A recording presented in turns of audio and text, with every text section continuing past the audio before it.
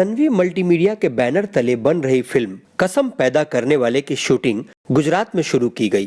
Film के shooting के साथ ही फिल्म का फर्स्ट लुक भी जारी कर दिया गया। निर्माता दीपक शाह द्वारा निर्माण की जा रही इस फिल्म में यश कुमार मुख्य भूमिका में नजर आएंगे और यश के साथ फिल्म में है रितु सिंह, आनंद मोहन। फिल्म का निर्देशन पराग पाटिल कर रहे हैं। पराग पाटिल और एक्शन स्टार कहे जाने वाले यश कुमार की जोड़ी इस फिल्म से पहले रंगदारी टैक्स में भी साथ में काम कर चुकी है।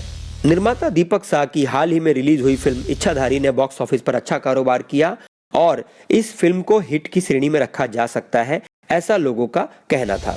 निर्माता दीपक शाह और यश कुमार अब एक साथ अपनी नई फिल्म कसम पैदा करने वाली की लेकर आ रहे हैं, जो उम्मीद है कि अच्छा कारोबार करेगी। प्लैनेट भोजपुरी की तरफ से निर्माता दीपक शाह को और यश कुमार को बहुत बहुत शुभकामनाएं और बधाई।